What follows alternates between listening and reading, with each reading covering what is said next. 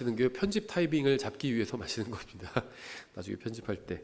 예, 저희 지난 시간에 사도행전 17장 30절부터 31절에 나온 이 회개에 대해서 좀 살펴봤었는데요.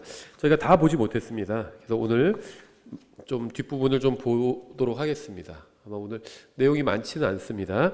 예, 먼저 본문을 다시 보시면 사도행전 17장 30절 31절 이렇게 되어 있죠. 하나님께서 이같이 무지하던 때를 눈감아 주셨으나, 제 개인적으로 굉장히 좋아하는 표현이에요. 사실은 하나님께서 무지하던 때를 눈감아 주셨으나, 좀 하나님께서 돌이켜보면 저도 제 인생을 돌이켜보면 봐주신 것이 너무나도 많다고 생각합니다. 그래서 너무나도 감사한 마음을 갖고 있고, 제가 이제 저희 자매한테도 종종 하는 말인데, 애들이 잘못했을 때 혼을 내야죠. 그게 이제 부모의 역할 중에 하나죠. 근데 다 혼내지 말고 한 절반쯤만 혼내라 이렇게 얘기를 하거든요. 눈 감아주는 것, 잘못했을 때 막 끝까지 막 쫓아가 가지고 너무 그렇게 하지 말고, 또 퇴로를 열어줘라. 이제 저는 이런 얘기를 합니다. 뭘 또 막 해서 뭐 아이들 또 뭘 숨기는 것도 있고 그러면 막 방을 싸그리 다 엎어놓고 뒤지지 말고 그냥 적당하게 추격해라. 그래서 왜냐면 끝까지 추격하면은 애들이 이제 뭐 숨겨놓거나 뭘 막 해도 이제 방해 안 해요. 그럼 밖에 어딘가에 숨겨놓고 그래요. 그래서 그렇게까지는 되지 않게, 너무 끝까지 막 파헤치고 막 끝까지 이렇게 하지는 말아라 이렇게 얘기를 하거든요. 왜냐하면 하나님께서 저희를 그렇게 해주셨다고 생각합니다. 우리가 행한 대로 다 하나님께서 즉시 막 갚아주신다면 뭐 살아남아 있을 사람이 누가 있겠습니까? 예, 하나님께서 정말 많은 걸 눈 감아 주시고 또 기회를 주셨어요. 회개의 기회를 주신 거죠. 눈 감아 주신다는 게 그냥 죄를 뭐 무시하신다는 게 아니라 회개할 수 있는 기회를 주시는 겁니다. 즉시 벌하지 않으시고 좀 참고 기다려 주시는 거예요. 예, 그래서 하나님께서 이같이 무지하던 때를 눈 감아 주셨으나 이제는 모든 것에서 모든 사람들에게 회개하라고 명령하시나니, 이는 그분께서 한 날을 정하사 그날에 자신이 정하신 그 사람을 통해 세상을 의로 심판하실 것이기 때문이라. 그분께서 친히 그 사람을 죽은 자들로부터 일으키심으로써 모든 사람들에게 그 일에 대한 확신을 주셨느니라 하니라. 예, 그래서 복음을 전하면서 이제 또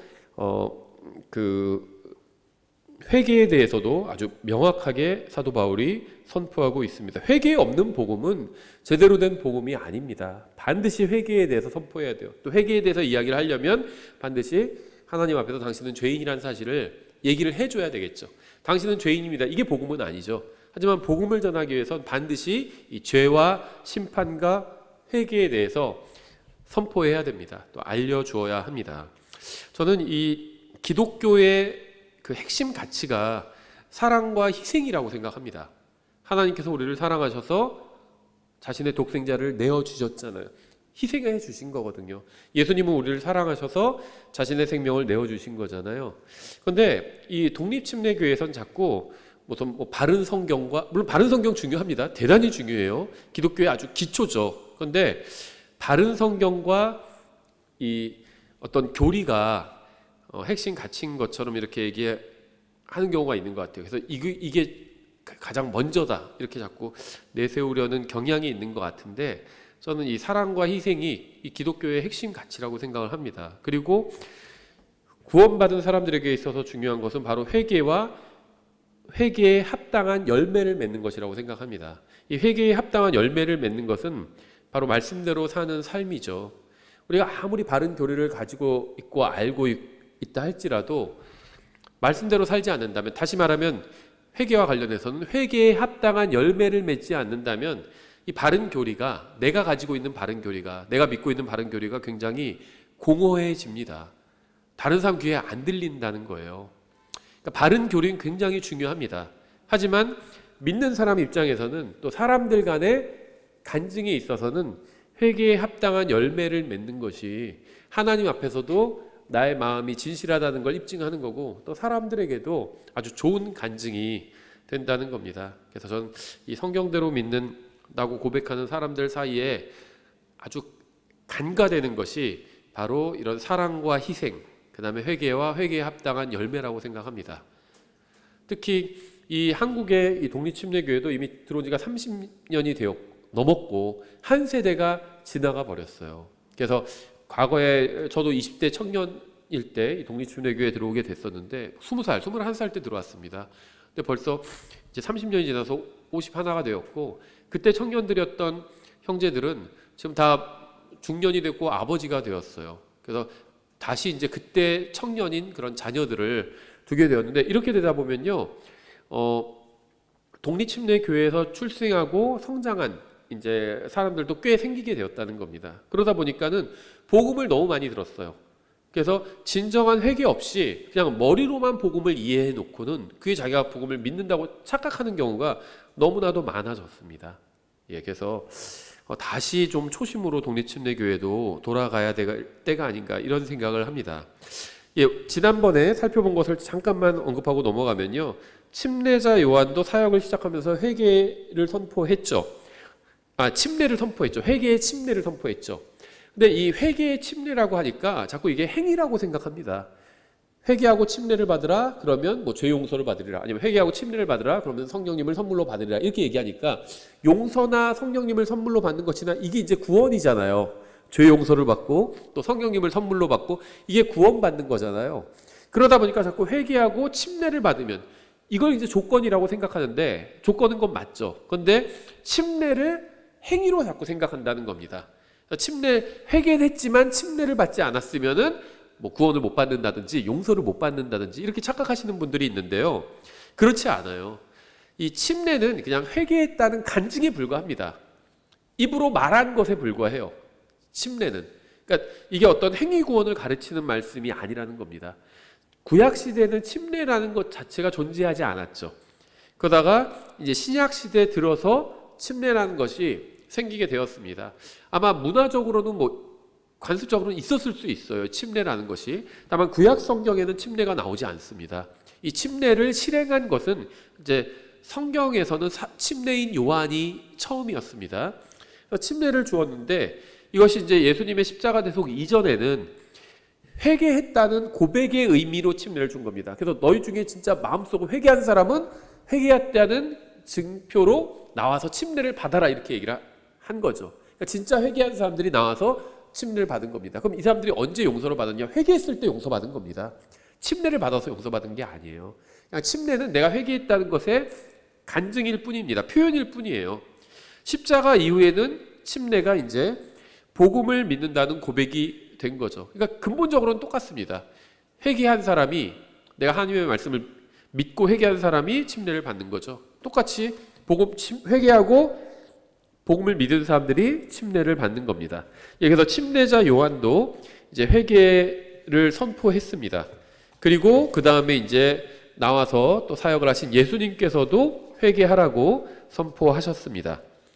그래서 성경은 분명하게 회개하지 않으면 멸망을 피할 수 없다고 말씀하고 있죠. 예수님께서 누가복음 10장이나 11장이나 13장에서 비유를 통해서 회개하지 않으면 다 멸망하게 된다, 이런 말씀들을 하셨습니다. 비유를 통해서 말씀하신 것도 있고 또 그 역사적 사실, 뭐 솔로몬 때에 뭐 사람들이 회개한 것이나 아니면 니느웨 사람들이 회개한 것이나 이런 역사적 사실을 언급하시면서 회개의 중요성을 강조하신 적도 있고요. 또 이 어떤 실로암 망대가 무너져서 깔려 죽은 사람들 이야기를 하시면서 이제 회개의 중요성을 강조하신 적이 있습니다. 그리고 또 비유를 통해서, 그래서 99마리 양을 남겨두고 한 마리 양을 찾아서 떠나는 목자나 아니면 동전 10개 중에 한 개를 잃어버려서, 금화 10개 중에 하나를 잃어버려서 그 금화를 찾고 기뻐하는 여자나 아니면 두 아들 중에 집 나간 한 아들이 다시 돌아왔을 때 기뻐하는 아버지나, 이런 비유를 통해서 회개하고 하나님께 돌아오는 사람이 하나님께 정말 큰 기쁨이 된다는 그런 또 이야기도 하셨습니다. 우리가 여기까지 살펴봤고요. 계속해서 좀 더 살펴보면요, 마가복음 24장에도 회개의 중요성을 말씀하시는 구절이 있는데, 그러니까 제가 이제 이런 구절들을 찾아서 보여드리는 이유가 이 회개는 아주 대단히 중요한 주제라는 겁니다. 그리고 이 복음서에서도 예수님께서 회개에 대해서 정말 많은 말씀을 하셨고요. 사도행전에서도 사도들이 이 회개를 거듭해서 선포하고 있습니다. 회개에 대해서. 그리고 나서 복음을 선포해요. 이거 회개는 하나의 세트입니다. 복음 혼자 가는 경우는 거의 없다는 겁니다. 항상 회개와 복음이 같이 가고 있습니다. 마가복음 24장 45절 그때 그들의 지각을 여사 그들이 성경 기록들을 깨닫게 하시며 또 그들에게 이르시되 이같이 기록되었은즉 이같이 그리스도가 고난을 받고 셋째 날 죽은 자들로부터 일어나는 것이 마땅하며 복음이죠. 이게 또 회개와 죄들의 사면이 그의 이름으로 예루살렘에서 시작하여 모든 민족들 가운데 선포되어야 하리니 너희는 이 일들의 증인이라 이렇게 말씀하셨습니다. 침례자 요한과 예수님만 회개를 선포하신 것이 아니라 제자들도 회개를 선포하라는 사명을 받았습니다. 왜냐하면 회개를 선포하지 않고 복음을 선포하면 제대로 구원받을 수가 없기 때문이죠. 회개는 죄사함이 아닙니다. 먼저 회개해야 죄사함을 받을 수가 있는 겁니다. 사람들에게 그리스도께서 그들의 죄로 인해 죽으셨다고 선포해야 합니다. 그리스도께서 묻히셨다가 3일 만에 부활하셨다고 선포해야 합니다. 예수님을 믿으면 죄사함을 받을 수 있다고 선포해야 합니다. 하지만 그 모든 것을 선포하기 전에 먼저 반드시 회개해야 한다고 선포해야 합니다. 회개 없이 그냥 십자가 대속만 믿는 것은 그거는 성경이 말씀하시는 복음을 제대로 믿는 것이 아닙니다. 이제 사도행전으로 넘어가서 보면요. 사도행전에도 사도행전에 보면 복음을 선포하는 장면이 많이 나오잖아요. 그럴 때마다 반드시 이 회개를 선포하는 장면도 함께 나옵니다. 사도행전 2장 37절 이제 그들이 이 말을 듣고 마음속으로 찔려 베드로와 나머지 사도들에게 이르되 사람들아 형제들아 우리가 어찌할까 하거늘 이에 베드로가 그들에게 이르되 회개하고 너희 각 사람이 예수 그리스도의 이름으로 침례를 받아 죄들의 사면을 얻으라. 그리하면 너희가 성령님을 선물로 받으리니. 베드로는 이미 앞서 예수님의 십자가 대속과 부활을 선포했어요. 문맥을 보시면 사람들이 무엇을 해야 하는지 물었을 때 회개하라고 선포한 겁니다. 그래서 회개와 복음은 항상 함께 선포해야 합니다. 우리가 2장을 공부할 때 살펴본 구절인데 다시 한번 좀 리뷰를 해서 말씀드리면요. 이 사도행전 2장 37절 38절이 굉장히 논쟁적인 구절입니다. 왜냐하면 이 구절만 그냥 외형적으로 보면 회개하고 너희 각 사람이 예수 그리스도의 이름을 침례를 받아. 그러니까 회개하고 침례를 받아 죄들의 사면을 얻으라. 그러니까 죄들의 사면을 용서받는 조건이 회개와 침례인 것으로 보이기 때문이에요. 그래서 구원받기 위해서는 반드시 회개하고 그 다음에 침례 받아야 된다. 이걸 카톨릭에서는 아예 공식화해가지고 어떤 구원의 과정으로 이 침례, 그러니까 그 사람들은 세례라고 가르치죠. 세례를 이렇게 그 성례 중에 하나로, 칠성사 중에 하나로 넣어놓은 거죠. 이 칠성사라는 게 구원을 이루어가는 일종의 과정인 겁니다. 카톨릭에서 가르치는. 성경에 없는 겁니다. 근데 어쨌든 간에 그런 구원을 이루는 7가지 단계를 만들어 놓고 그 단계 중에 하나로 이렇게 세례를 넣은 겁니다. 반드시 신부가 와서 물을 뿌려야 그 사람이 구원받을 수 있다. 이렇게 가르쳐 버린 거예요. 근데 이거는 성경적인 가르침이 아니죠. 우리가 이미 이 구절에 대해서는 살펴봤습니다. 2장에서. 근데 다시 한번 중요한 부분만 말씀드리면요. 그 성경을 해석할 때 아주 중요한 원칙이 있죠. 성경은 중요한 진리를 어떤 한 구절에서 다 설명해 주고 있지 않습니다. 구원에 관한 교리를 어떤 한 구절에서만 설명해 주는 경우는 없습니다. 구원에 관한 여러 구절들이 있어요. 그 구절들을 모아서 정리를 하는 게 교리인 거죠. 그래서 어느 한 구절만 가지고 특히 한 구절에서도 한 부분, 한 단락, 한 부분만 가지고 교리를 만들면 이상한 교리가 만들어질 수 있다는 겁니다. 앞뒤 좌우 문맥을 다 보고 이해해야죠. 뭐 극단적인 예를 들면 성경에 심지어 하나님은 없다 이런 말도 있죠. 그러면 성경이 하나님은 없다라는 것을 증명하는 책은 아니죠. 어리석은 자는 그 마음으로 이르기를 하나님은 없다 하는도다 이렇게 되는데 하나님은 없다 그것만 딱 떼가지고 하나님은 없다 그런 교리를 만들어서는 안 된다는 거죠. 성경 그 반대를 증언하고 있잖아요. 그래서 회개에 관해서 또 침례에 관해서 말씀하시는 구절들을 모아보면요. 성경은 분명하게 사람이 물침례를 통해서는 구원받을 수 없다고 분명하게 말씀하고 있습니다. 물침례는 간증하는 것일 뿐이다. 사람들 앞에서 드러내 보여주는 것일 뿐이다. 이렇게 분명하게 말씀하고 있어요. 그래서 침례라는 것이 침례인 요한부터 계속 회개한 사람이 회개했다는 사실을 사람들 앞에서 공개적으로 드러내 보이기 위해서 침례를 받은 것이기 때문에 여기서도 그 의미로 쓰고 있는 겁니다. 회개한 사람은 사람들 앞에서 공개적으로 회개했다는 사실을 인정하고 나오면 하나님께서 구원해 주실 것이다 이렇게 얘기하고 있는 겁니다. 행위구원을 가르치고 있는 것이 절대 아니라는 겁니다. 또 사도행전 3장에서도 지금 2장에서도 회개하고 복음을 믿으라는 말씀이 있죠.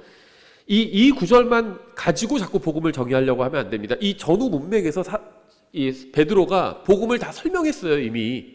그런데 갑자기 복음 쭉 설명해 놓고 여기에 와서는 그런데 회개하고 반드시 침례를 받아야, 침례 안 받으면 아무리 회개하고 복음을 믿어야 구원 못 받아. 침례를 받아야 반드시 구원 받는 거야. 이런 얘기를 하고 있는 것이 절대 아니라는 겁니다. 이미 앞에서도 복음 다 설명했어요. 3장도 마찬가지입니다. 3장 14절.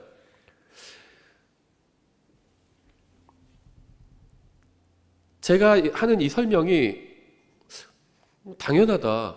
왜 자꾸 당연한 얘기를 저렇게 하고 있지? 이렇게 생각이 드신다면 여러분들이 성경도 많이 읽으시고 제 설교도 많이 들으신 거예요, 강해를. 이 킹제임 성경 신형에서는요, 절반 가까운 사람들이 이스라엘에게 있어서는 이 회개하고 물침례를 받는 것이 구원의 조건이다 이렇게 믿는 사람들이 있어요. 또 대환란 때는 믿음 플러스 행위로 구원받는다 이렇게 믿는 사람들이 있습니다. 그래서 제가 이걸 계속 강조하는 거예요. 침례를 받는 그 행위는 구원과는 전혀 관련이 없다. 주의 만찬 그 자체도 구원과 전혀 관련이 없죠. 상징하는 거죠. 예수님께서 우리를 위해서 몸이 찢기시고 피를 흘리셨다는 걸 상징하는 것. 나는 그것을 믿습니다라는 의미로 주의 만찬을 하는 겁니다. 그래서 믿지 않는 분은 그거 하지 말라는 거예요. 주의 만찬에 참여하지 말라는 거죠. 왜냐하면 믿습니다라는 의미도 하는 거기 때문에 믿지 않는데 하면은 그건 잘못 오용하고 있는 거니까 하지 말라고 얘기하는 거죠. 믿는 분들만 이 만찬에, 주의 만찬에 참여하십시오 이렇게 강조를 하잖아요. 침례도 똑같습니다. 믿는 사람만 하는 거예요. 그 자체에 아무 능력이 없다는 겁니다. 이건 성경이 아주 명백하게 말씀하고 있죠. 그런데 겉으로 보면 마치 침례가 구원의 요소인 것처럼 그렇게 말하는 한두 구절을 가지고 그런 침례는 구원의 필수 요소다 이렇게 가르쳐서는 안 된다는 겁니다. 전체를 다 봐야죠. 무슨 말을 하고 있나를 봐야죠. 사도행전 3장 14절 너희가 거룩하신 분 곧 의로우신 분을 부인하고 살인자를 너희에게 달라고 구하여 생명의 통치자를 죽였도다. 그러나 그분을 하나님께서 죽은 자들로부터 일으키셨으며 우리는 그 일의 증인이니라.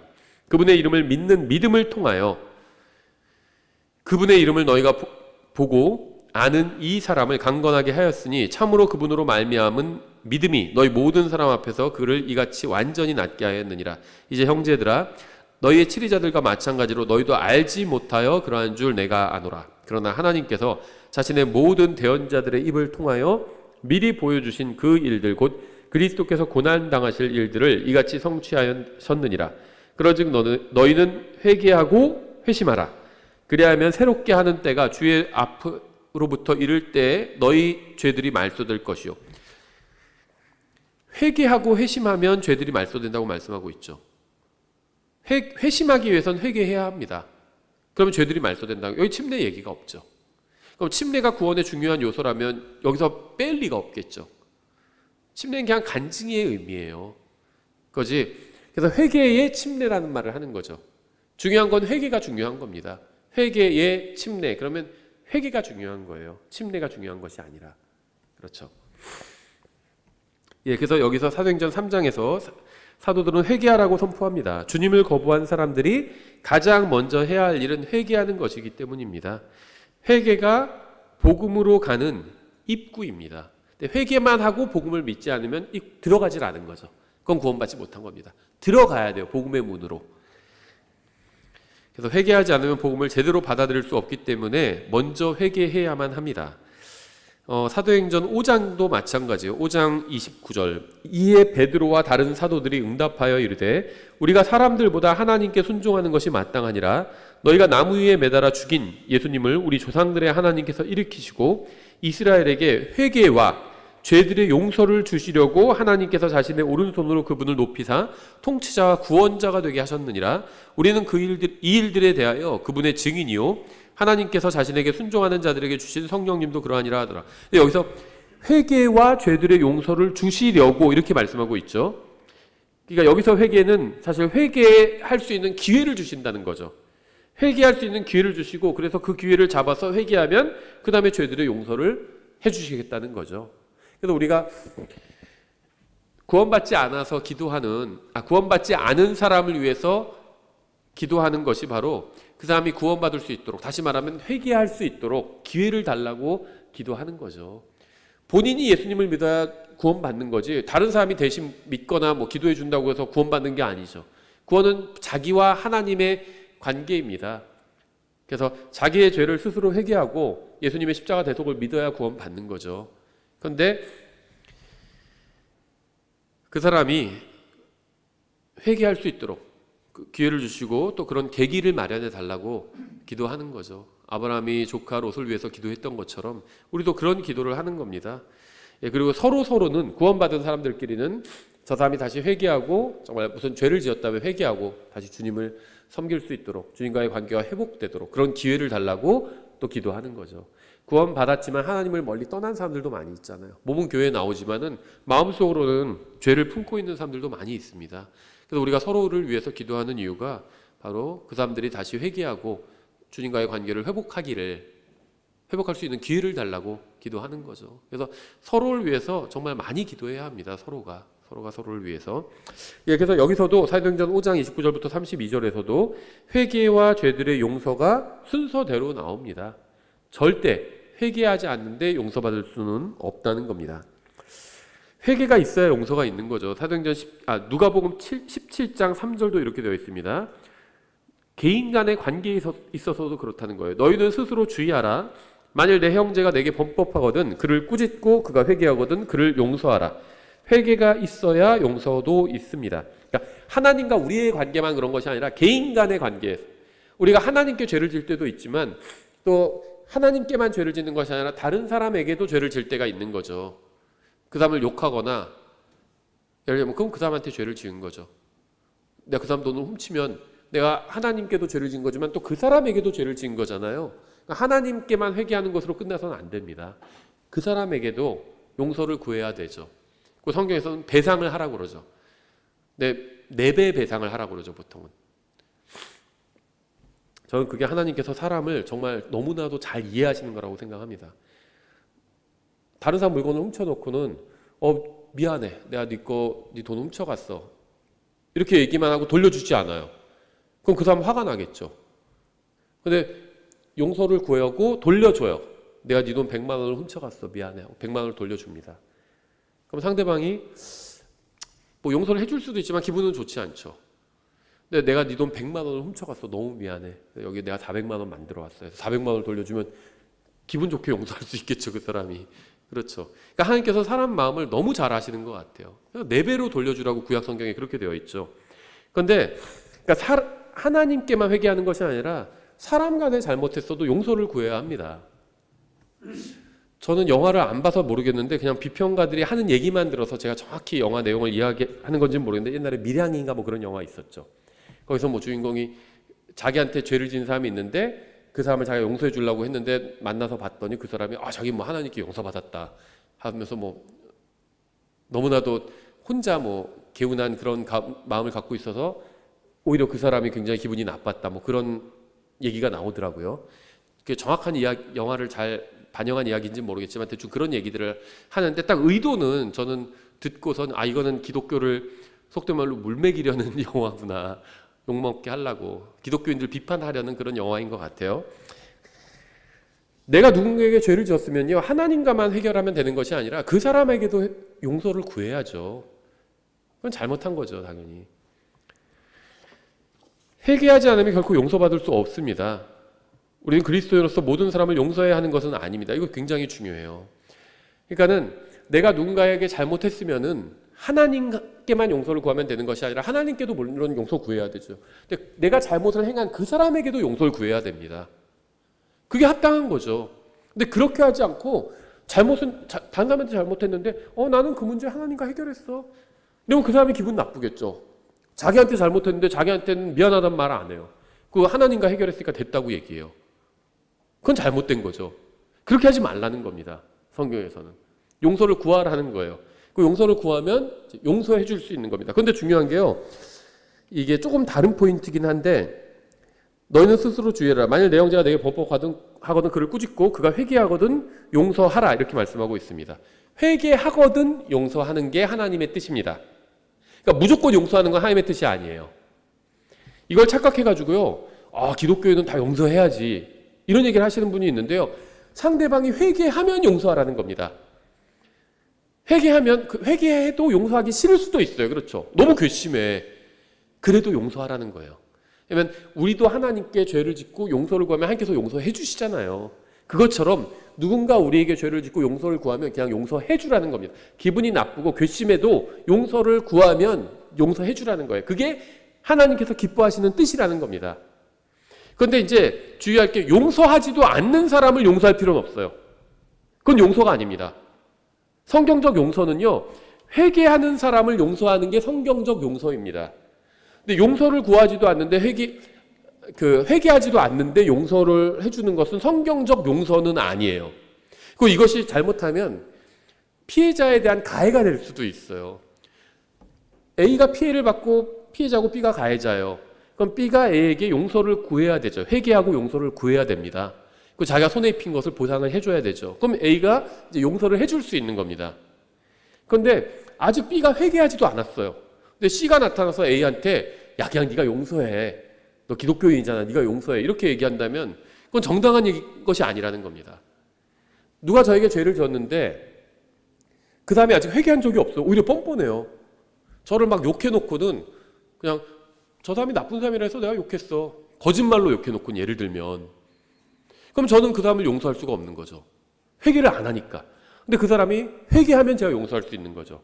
제가 그때 죄송합니다. 형제님, 그렇게 해서 형제님 거짓말로 제가 욕하고 다녔습니다. 그럼 제가 용서할 수 있는 겁니다. 근데 회개를 하지 않은 데는 용서를 할 수가 없는 겁니다. 근데 갑자기 다른 사람이 와서 저 사람 용서해줘 이렇게 얘기하면 그건 잘못된 거죠. 회개를 해야 용서해 주죠. 이게 중요합니다. 그래서 회개하지도 않는데 용서할 필요는 없어요. 그럼 어떻게 하느냐? 가서 막 보복을 하거나 그럴 필요는 없죠. 그냥 그대로 두면 되는 겁니다. 누가 저에게 죄를 지었어요. 막 저를 비방하고 다녀요. 근데 그 사람이 회개하지 않아요. 그럼 제가 뭐 응징할 필요는 없다고 봅니다. 근데 용서할 필요도 없어요. 그냥 그대로 두면 되는 겁니다. 그 다음 하나님 앞에도 죄를 졌고 또 저의 앞에도 죄를 지은 거죠. 그냥 두면 돼요. 근데 그 사람이 회개하고 제 앞에 나와서 하나님께도 용서를 구해서 용서받고 제 앞에도 나와서 미안하다고 사과하고 용서를 구하면 그럼 제가 용서해 줄 수 있는 거죠. 예. 그래서 어떤 분은 막 오버해가지고 회개하지도 않는데 다 용서해줘요. 그건 용서가 아닙니다. 그렇죠? 회개해야 용서해 줄 수 있는 겁니다. 하나님께서도요, 회개하지 않은 사람 용서해 주지 않으십니다. 그건 용서가 아니기 때문에. 누가 회개하지도 않는데 하나님께서 다 미리 용서해 주지 않으시죠. 회개하면 용서해 주시는 겁니다. 그게 성경적 회개예요. 또 성경적 그러니까 용서입니다. 개인 간에도 마찬가지라는 거죠. 그래서 어떤 분은 막 마음에 짐을 갖고 있는 분이 있어서 제가 이런 말씀을 드리는 거예요. 그 사람 제가 용서해야 될까요? 제가 상담할 때 실제 그렇게 물어보신 적이 있어요. 그래서 자기한테 너무 나쁜 짓을 한 사람이 있는데 제가 용서해야 될까요? 그러는 거예요. 그래서 그분이 뭐 사과하셨나요? 그런 적이 없대요. 뻔뻔하게 나온대요. 그래서 제가 왜 그럼 용서해요? 회개도 안 했는데 왜 용서해요? 그냥 두세요, 그대로. 하나님 앞에서 죄를 짓고 그냥 혼자 그러고 있는 거니까 그냥 두십시오. 그러니까 자기는 용서해 줘야 된다는 말을 너무 많이 들었다는 겁니다. 용서할 필요 없어요. 왜 용서해요? 회개하지도 않는데 왜 용서해요? 그렇다고 해서 뭐 가서 응징하라는 말은 아닙니다. 회개하지 않은 사람은 그냥 두라는 거예요, 그대로. 내가 막 용서해 줘야 내가 빚진 게 아니죠. 그 사람이 나에게 빚진 거죠. 나에게 죄를 지었으면 그 사람이 빚진 겁니다. 내가 빚진 게 아니에요. 내가 용서해 줘야 될 빚을 진 게 아니라는 겁니다. 하나님께서 막 우리를 용서해 줘야 될 빚을 지신 게 아니에요. 오히려 용서해 달라고 회개하는 건 간구하는 거죠. 그 은혜, 긍휼을 구하는 겁니다. 내가 죄를 짓고 매를 맞아야 되는데 주님 용서해 주십시오. 하나님께서 그래, 용서해 주겠다. 이거죠. 베풀어 주는 거죠. 회개는 용서는 베풀어 주는 거예요. 예, 그래서 막 용서하지 않았다고 해서 그 사람을 비판하거나 이럴 필요가 없다는 겁니다. 죄를 지은 사람이 회개하면 용서해 주면 되죠. 근데 회개도 안 하는 사람을 용서할 수는 없다는 겁니다. 하나님도 그렇게는 안 하세요. 회개하지 않는 사람은 절대 용서 안 하십니다. 하나님은. 회개하면 기꺼이 다 용서해 주십니다. 우리도 그래야 된다는 겁니다. 회개하지 않는 사람 용서할 필요 없다는 거예요. 그러나 회개하면, 사과하면 용서해 줄 수 있는 거죠. 이게 성경적인 겁니다. 그래서 연장선상에 있죠. 누가복음 17장 4절. 그가 만일 하루에 7번 내게 범법하고 하루에 7번 내게 다시 돌아와 이르기를 내가 회개하노라 하거든 너는 그를 용서하라 하시니라. 우리가 다른 사람 용서하는 건 하나님의 뜻입니다. 근데 회개하는 사람을 용서하는 거지 회개하지도 않는데 용서하지 하는 게 하나님의 뜻은 아니에요. 막 기독교에는 다 용서해 줘야 돼. 그런 말 없습니다, 성경에. 회개하면 용서해 주는 거죠. 회개하지 않으면 내버려 두면 됩니다. 그냥 하나님께서 심판하실 거예요, 그 사람을 다. 예, 그래서 성경은 회개와 용서의 관계에 관해서 굉장히 분명하게 말씀합니다. 반드시 회개가 먼저 있어야 용서가 있어요. 회개 없이는 용서도 없습니다. 하나님께 용서받는 것도 그렇고 인간에게 용서받는 것도 그렇습니다. 우리도 회개한 사람만 용서할 수 있어요. 회개하지 않은 사람은 용서할 수 없습니다. 그리고 하나님께서도 오직 회개한 사람만 용서해 주실 겁니다. 그 반대로 우리가 누군가에게 죄를 졌을 땐 먼저 하나님께 용서를 구하고 그 다음에 그 사람에게 가서도 또 용서를 구해야 합니다. 그렇죠. 나 하나님이랑 해결했으니까 됐어. 이거는 뻔뻔한 겁니다. 그건 해결이 안 된 거예요. 심지어 하나님께서 뭐라고 말씀하셨죠? 하나님께 경배드리, 주님께 뭐 드리러 왔다가도 누구와 싸우고 내가 잘못한 게 있거든. 경배 드린 거 스탑하고 가서 그 사람과 문제 해결하고 다시 돌아오라고 말씀하셨잖아요. 왜 그래야 될까요? 그래야 간증이 살죠. 그렇죠? 아, 기독교인들 그래도 잘못은 하지만 참 양심 있다. 이 문제 해결하고 가는구나. 그런 간증을 얻을 수 있는 거죠. 세상 사람들 앞에서 하나님을 믿는다는 핑계로 뻔뻔하게 그렇게 한다면 그러면 누가 우리가 전하는 복음에 귀를 기울이겠습니까? 예, 사도행전 11장에서 베드로는 이방인인 고넬료 가족에게 복음을 선포했죠. 사도행전 11장 15절부터 18절. 내가 말을 시작할 때 성령님께서 그들 위에 임하시되 마치 처음에 우리 위에 임하신 것 같이 하시더라. 그때 내가 주의 말씀 곧 그분께서 이르시기를 참으로 요한은 물로 침례를 주었을 때 너희는 성령님으로 침례를 받으리라 하신 것을 기억하였노라. 그런즉 하나님께서 주 예수 그리스도를 믿은 우리에게 주신 것과 같은 선물을 그들에게도 주셨으니 내가 무엇이기에 하나님을 거역할 수 있었겠느냐 하니라. 그들이 이것들을 듣고는 이제 복음을 전한 과정을 다 들은 거죠. 잠잠히 하나님께 영광을 돌리며 이르되 그러면 하나님께서 이방인들에게도 생명에 이르는 회개를 주셨도다 하니라. 여기서도 회개는 회개의 기회를 의미하는 거죠. 이방인들에게 생명에 이르는 회개의 기회를 주셨다는 거죠. 같은 말이죠. 예, 그래서 생명에 이르는 회개라고 한 말에 주목할 필요가 있는데요. 회개는 영원한 생명은 아닙니다. 회개가 생명은 아니에요. 여기서 말하는 생명은 영원한 생명 말하는 거죠. 생명에 이르는 회개라고 표현하고 있는데 회개는 영원한 생명이 아니에요. 하지만 회개하지 않으면 영원한 생명을 받을 수가 없습니다. 회개를 하고 복음을 믿어야 영원한 생명에 이를 수 있습니다. 고넬료와 그의 가족이 구원받을 수 있었던 이유는 먼저 회개하고 예수 그리스도를 자신의 구원자로 믿었기 때문이에요. 이렇게 회개는 구원도 아니고 복음도 아니고 영원한 생명도 아닙니다. 하지만 회개하지 않으면 절대 구원받을 수 없고 영원한 생명을 받을 수 없고 진정으로 복음을 믿은 것도 아닙니다. 근데 왜 이렇게 회개가 중요할까요? 이게 좀 다른 이야기이긴 한데요. 짧은 쇼츠인데 사이코패스나 소시오패스나 나르시시스트나 이런 사람들에 대해서 이제 정신과 의사들이 얘기해 주는 그런 영상을 예전에 본 적이 있는데요. 그런 얘기를 하더라고요. 이 사람들의 다 뭔가 사회적으로 인간관계가 문제가 있는 사람들이잖아요. 사이코패스나 소시오패스나 나르시시스트나 어떤 스타일은 좀씩 다르지만 이게 좀 반사회적이고 그런 사람들이잖아요.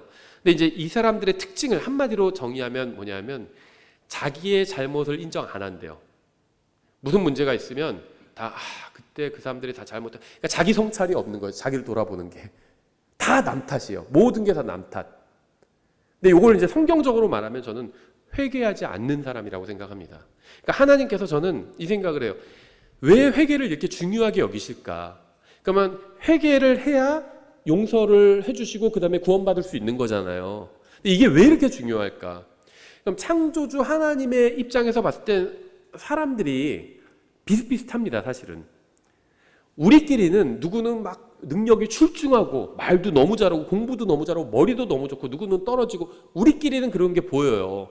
아래 있으니까 서로가 나보다 좀 크면 커 보이고 나보다 좀 작으면 작아 보이고 이렇게 보이는데 하나님은 아예 셋째 하늘에 높은 곳에 계시니까 사람들을 보시면 다 비슷비슷해요. 차이가 없습니다. 그렇죠? 1원 가진 사람이 있고 2원 가진 사람이 있으면은 1원 가진 사람의 2배잖아요. 2원 가진 사람은. 그 3원 가진 사람은 3배고 10원 가진 사람은 10배예요. 사람들끼리는 그렇게 보이는데 무슨 1000억 가진 사람이 봤을 땐 그게 그거예요. 다 거지야 그냥. 1원을 가지던 10원을 갖고 있던 그냥 거지입니다. 그렇죠. 그러니까 하나님 입장에서는 사람의 어떤 능력이나 이런 게 별거 아닙니다. 하나님께서 다 만드셨고 다 그렇게 만드신 거기 때문에. 그런데 왜 회개를 해야 된다고 말씀하실까요? 적어도 자기 잘못을 인정할 수 있는 사람을 하늘나라로 데려가시는 겁니다. 하늘나라로 데려가시면 영원히 함께 사시는 거예요. 근데 영원히 함께 살 수 있는 집에 누군가를 초대하는데 죽어도 자기 잘못 인정 안 하는 사람, 그냥 저의 그 좁은 식견과 마음으로 하나님의 마음을 헤아려 보면 그런 사람 받아들이기 싫으신 겁니다. 근데 저는 그런 면이 저는 이해는 가요. 그렇죠. 죽어도 자기 잘못 인정 안 하는 사람과는 뭘 함께 할 수가 없어요. 좀 능력이 부족하면, 어떤 점이 부족하면 그 점을 또 뛰어난 사람 끌어서 같이 일을 하면 되는 겁니다. 그렇죠. 다 어딘가 부족한 점이 있어요. 사람들은 완벽한 사람 없잖아요. 그럼 서로가 부족한 점 채워주면서 같이 뭔가 할 수 있는데 끝까지 자기는 잘못한 거 없다, 이런 사람과는 아무것도 할 수가 없습니다. 그렇지 않나요? 아무리 예쁘고 잘생기고 해도 그런 사람과는 뭘 못해요. 같이 살 수가 없어요. 좀 떨어지고 모자라도 자기 잘못도 인정하고 그런 사람과 함께 살 수 있는 거 아닌가요? 저 하나님도 그걸 보신다고 생각합니다. 그래서 회개를 첫 번째 관문으로 보시는 것 같아요. 회개한다는 거 자기 잘못 인정하는 거죠. 이거 대단히 중요하거든요. 부부가 같이 살 수 있는 것도 그것 때문인 거 아닌가요? 그렇죠. 내가 좀 이건 잘못하지 않았나, 이런 생각을 해야죠. 난 잘못한 거 하나도 없어, 다 저 사람 탓이야, 이러면은 어떻게 같이 살아요, 그 사람이랑. 하늘나라도 마찬가지 아닌가요? 그래서 하나님께서 이 회개를 굉장히 중요하게 보시는 것 같아요. 그리고 이게 안 되는 사람을 우리는 반사회적인 사람이라고 부르잖아요. 절대 구원받을 수 없습니다. 회개하지 않는 사람은. 인정해야 돼요. 내가 부족하다는 거, 잘못한 게 있다는 거. 그렇죠. 저는 이거 대단히 중요하다고 생각합니다. 하나님도 이것을 아주 대단히 중요하게 여기신다고 생각을 합니다. 사도행전 17장, 이제 오늘 본문이죠. 여기로 넘어가 보면요. 17장 이제 16절부터 보시면 이제 사도 바울이 복음을 전하고 있습니다. 이제 바울이 아테네에서 그들을 기다릴 때 그 도시가 온통 우상 숭배에 빠진 것을 보매 그의 영이 그의 속에서 격동함으로 그가 회당에서는 유대인들과 독실한 사람들과 논쟁을 하고 장터에서는 날마다 자기가 만난 사람들과 논쟁을 하니라. 그때 에피쿠로스 학파와 스토아 학파에 속한 어떤 철학자들이 그를 만남에 어떤 사람들은 이르되 이 말쟁이가 무슨 말을 하고자 하느냐 하고, 다른 몇 사람들은 그가 이방신들을 전하는 자로 보인다 하니, 철학자들의 관점에서는 그렇겠죠. 그냥 신들을 전하는 종교쟁이인가 보다, 그렇게 보겠죠, 바울을. 이는 바울이 그들에게 예수님과 부활을 선포하였기 때문이라. 그들이 그를 붙들어 아레아파고로 데리고 가서 이르되 내가 말하는 이 새 교리가 무엇인지 우리가 알 수 있겠느냐. 내가 우리 귀에 생소한 어떤 것들을 가져오니 그러므로 이것들이 무엇을 뜻하는지 우리가 알고자 하노라 하니라. 모든 아테네 사람들과 거기 있던 나그네들은 새로운 어떤 것을 말하고 듣는 것 외에는 자기들의 시간을 달리 쓰지 아니하였더라. 바울은 사람들에게 예수님의 부활을 선포했습니다. 그리고 이 사람들이 이제 처음 듣는 내용이라서 좀 흥미를 갖게 된 거죠, 청중이. 계속해서 이제 22절. 그때 바울이 마르스의 언덕 한가운데 서서 이르되 너희 아테네 사람들아, 내가 알고 보니 너희가 모든 것에서 지나치게 미신에 사로잡혀 있도다. 내가 지나다니며 너희가 섬기는 것들을 보다가 알지 못하는 신에게라고 새긴 글이 있는 제단을 발견하였나니 그러즉 너희가 알지 못하고 경배하는 그분을 내가 너희에게 밝히 알려주리라. 세상과 그 안에 모든 것을 만드신 하나님은 하늘과 땅의 주심으로 손으로 만든 전들에 거하지 아니하시고 또 무엇인가를 필요로 하시는 것처럼 사람들의 손을 통해 경배를 받지 아니하시나니 이는 그분께서 모든 사람에게 생명과 숨과 모든 것을 주시기 때문이라. 또 그분께 지금 바울이 약간 설교 스타일이 바뀌었죠. 지금까지는 유대인들에게 선포할 때는요, 그냥 하나님의 존재에 대해서는 이야기하지 않았어요. 그건 당연한 거니까. 그래서 회개해야 되고 뭐 이런 구약 성경을 인용하고 이런 얘기를 했죠. 그런데 이제 이건 지금 이방 철학자들 앞에서 설교하는 거기 때문에 뭐 구약 성경을 인용하고 이런 걸 아예 하지 않고요, 그냥 하나님의 존재를 지금에 대해서 이야기하고 있죠. 그래서 또 그분께서 사람들을, 모든 민족들을 한 피에서 만드사 온 지면에 거하게 하시고 미리 정하신 때야 그들을 위한 거주의 경계를 정하셨으니 이것은 그들이 혹시라도 주를 더듬어 찾다가 발견하면 그분을 구하게 하려 하심이라. 그러나 그분은 우리 각 사람으로부터 멀리 떨어져 있지 아니하니 이는 우리가 그분 안에서 살며 움직이며 존재하기 때문이라. 그러니까 철학자들의 개념을 빌어서 지금 좀 설명해 주고 있는 겁니다. 너희의 시인들 중에 어떤 사람들도 이르되 우리 또한 그분의 후손이라 하였나니 그런즉 우리가 하나님의 후손일진데, 우리가 하나님의 후손이라는 건 아니죠. 너희가 그렇게 말하니까 만약에 그렇게 생각한다면 이런 얘기를 하는 거죠. 하나님의 신격을 결코 사람의 기술이나 고안으로 새긴 금이나 은이나 돌 같은 것으로 생각할 것이 아니니라. 하나님께서 이같이 무지하던 때를 눈감아 주셨으나 이제는 모든 곳에서 모든 사람에게 회개하라고 명령하시나니 이는 그분께서 한 날을 정하사 그 날에 자신이 정하신 그 사람을 통하여 세상을 의로 심판하실 것이기 때문이라. 그분께서 그 사람을 죽은 자들로부터 살리심으로써 모든 사람들에게 그 일에 대한 확신을 주셨느니라 하니라. 바울은 정중하지만 은혜롭고 단호하게 설교했습니다. 바울은 사람들에게 그들이 거짓 종교에 빠져 있다고 지적했습니다. 그리고 그들이 한 그런 우상 숭배에 대해서 회개해야 한다고 선포했습니다. 사도행전 20장에도 회개에 대한 말씀이 나오는데요. 그러니까 복음 선포할 때 항상 회개 얘기를 했다는 겁니다. 이 회개를 빼면 안 돼요. 미안해가지고 그 사람 죄인이라고 어떻게 얘기하지? 그 사람 괜찮은 사람인데 이럴 필요 없다는 겁니다. 내가 미안할 필요 없어요. 내가 막 굽신굽신할 필요도 없고요. 제가 복음 전하는데 들어보시겠어요? 그래서 싫은데요. 그러면 말면 돼요. 그러면 그냥 전도지만 주면서 그러면 나중에 혹시 이거 읽어보세요. 이러고 끝나면 됩니다. 잘하는 친구 사이에도 얘기하다 그 사람 복음 듣는 걸 거부하면요, 일단 거기서 스탑하면 됩니다. 다시 기도하면 되죠. 그리고 다시 기회를 달라고. 막 굽신굽신할 필요는 없는 것 같아요. 이거 제발 이거 좀 믿어줘 제발 막 이럴 필요 없다는 거죠. 그래서 그 사람이 죄인이라는 사실을 지적해야 합니다. 하나님 앞에서 죄인이라는 사실을 지적해야 합니다.